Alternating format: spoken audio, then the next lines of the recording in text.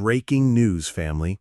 Could August 26, 2025 finally be the day Iraqi Dinar and Vietnamese Dong holders have been waiting for? Across the internet, in chat rooms, Telegram groups, and YouTube channels, the phrase, "tomorrow's the day," is once again echoing louder than ever. Millions of hopeful investors are buzzing with excitement, convinced that this could be the week that changes their lives forever. And while some dismiss it as just another rumor, others are seeing powerful signs that something big could really be brewing. Today, we're going to break it all down, so buckle up. This one's going to be intense. For years, the revaluation community has lived on whispers, leaks, and so-called intel from mysterious sources. Every month, a new date gets tossed into the mix, only for that day to pass with no big announcement. Yet hope never dies. Why?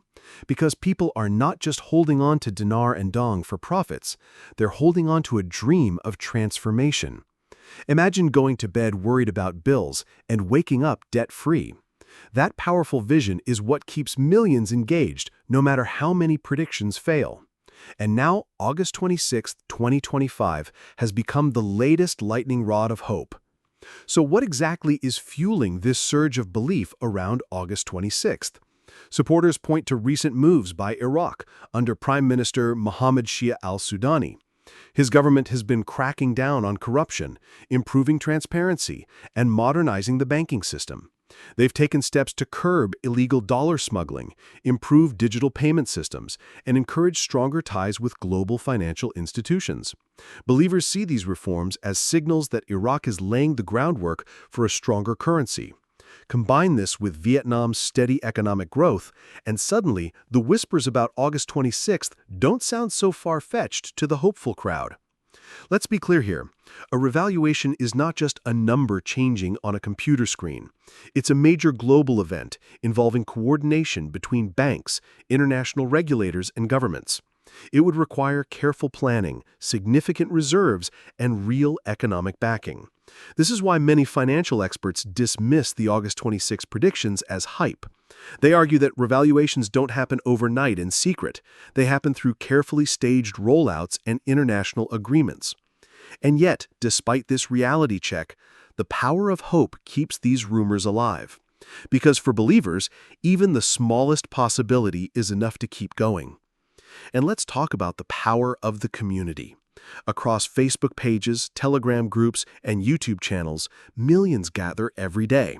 They share stories, theories, screenshots, and so-called bank intel. Some claim they've spoken to bankers who are already testing new exchange screens. Others insist that lower denomination bills are ready to be introduced in Iraq. Some even spread rumors of secret international meetings finalizing exchange rates. Whether these stories are true or not almost doesn't matter. What matters is that they fuel belief. And in a movement powered by belief, momentum is everything. Critics often argue that Prime Minister Sudani is the problem, that he's delaying revaluation or dragging his feet. But when we look closer, the opposite seems true. Since taking office, Sudani has been one of the most reform-minded leaders Iraq has seen in decades. He's worked closely with the central bank to tighten control over dollar auctions, reduce corruption, and build stability. A sudden rate change without a strong foundation would collapse almost immediately. Sudani understands this. Removing him wouldn't speed things up. It would create more chaos. Stability takes patience, and that's exactly what he's building. But here's the big question. Even if Iraq or Vietnam suddenly boosted their exchange rates, could it last? A sustainable revaluation requires more than wishful thinking. Iraq has massive oil reserves and natural resources, but it also faces challenges like weak infrastructure, political instability, and corruption. Vietnam has strong growth, but it competes with global manufacturing giants and faces risks to currency stability.